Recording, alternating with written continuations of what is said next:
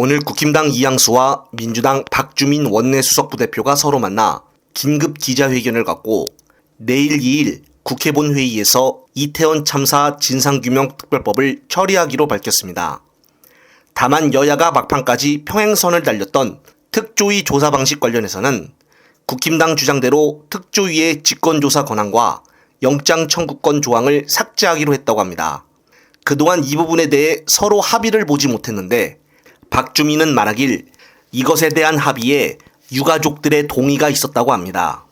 얼마 후 대통령실에서는 즉각 환영한다고 밝히며 여야가 이태원 특별법 합의를 이룬 데 대해 환영하고 이번 합의는 그 구체적인 첫 성과라 평가한다고 입을 털었습니다. 하지만 국힘당 입장에서는 최혜병 사건과 전세사기 특별법은 통과시키지 못하겠다고 밝혔는데 이에 대해 민주당 홍익표 원내대표는 언론과의 인터뷰를 통해 내일 이태원 특별법 표결 직후에 의사 일정 변경안을 제출하여 해병대원 특검법안을 단독 처리할 예정이라고 밝혔습니다.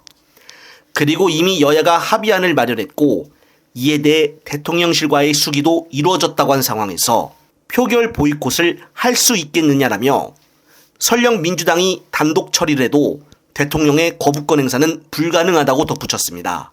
그러면서 내 임기 내에 마무리해야 될 일은 하겠다는 생각이라고도 밝혔는데요. 이번 4일날 김진표와 홍영표 그리고 박용진과 같이 13박 15일로 해외 순방을 가게 될 것을 들켜버린 홍익표가 제대로 일을 처리하고 떠날지 아니면은 마무리 일을 대충하고 끝낼지는 내일 한번 지켜봐야겠습니다. 추가로 김진표의 2024년도 해외 순방을 조사해봤는데 충격적인 것은 1월에는 8박 10일, 2월에는 7박 9일 등 매달 꼬박꼬박 빠지지 않고 4개월 동안 37일, 즉 한 달을 넘게 외국에 가 있었다는 점이고 최소 3억에 많게는 10억에 가까운 세금이 투입이 됐다고 합니다. 정말 화가 날 수밖에 없는 부분인데요. 이처럼 어이없는 국회의장에 대한 원내대표의 역할이 정말 중요한 상황에서 이번 22대 국회에서 민주당 원내대표로 출마하는 박찬대 의원은 SBS 라디오에 출연해 최혜병 특검법은 오는 2일과 28일에 있을 21대 마지막 국회 본회의에서 처리를 기대하고 국회의장과 국힘당 협의를 요청하는 상황이라며 그것이 이루어지지가 않는다면 김건희 특검법과 같이 22대 국회가 시작되는 동시에 바로 발의할 생각이라고 밝혔습니다. 그리고 김건희의 명품 가방 수수 의혹 등까지 더해 특검법을 재발의한다고 밝혔는데요. 또한 책임있는 국회 운영을 위해서 법사위와 운영위원회는 결코 양보할 수 없는 내용이라며 이같이 밝혔습니다. 앞선 내용과 같이 이번에는 반드시 국회의장과 법사위원장을 제대로 뽑고 민주당 대표에는 이재명, 원내대표에는 박찬대로 똘똘 뭉쳐 21대 같은 어이없는 국회를 만들어서는 절대 안 될 것입니다. 한 번은 둘째치고 두 번 실수는 절대 용납할 수가 없으며 예전과 다른 점은 더욱더 당원들과 지지자들이 정치에 관여를 하여 개입하고 있다는 점입니다. 따라서 민심이 다시 한번 기회를 준 것을 하늘의 기회라고 생각을 하고 언론과 검찰개혁을 반드시 이루어야 할 것입니다.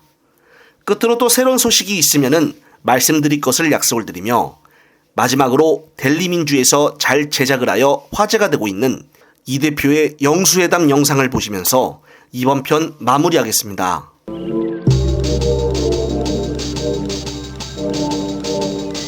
제가 대통령님한테 제일 말씀 안 해가지고 써가지고 왔습니다. 아이고.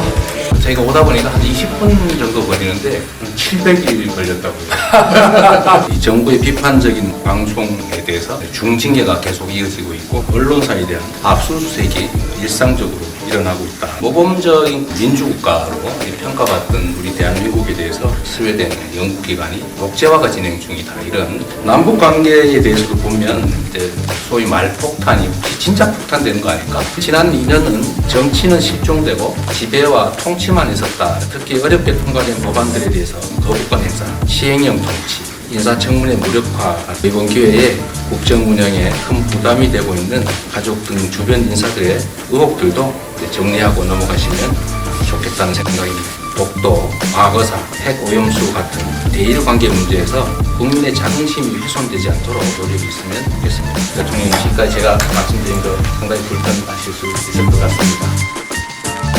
이념이 아니라 국민의 상식에 기반해서 국정을 운영하겠다. 잘못은 솔직히 고백하겠다. 국민 앞에 정직한 대통령이 되겠다. 추한 전쟁이 아니라 아름다운 경쟁일 수 있다라는 것을 보여주시면 좋겠습니다. 상대를 죽이지 않고도 이길 수 있다는 것도 보여줄 수 있을 것입니다.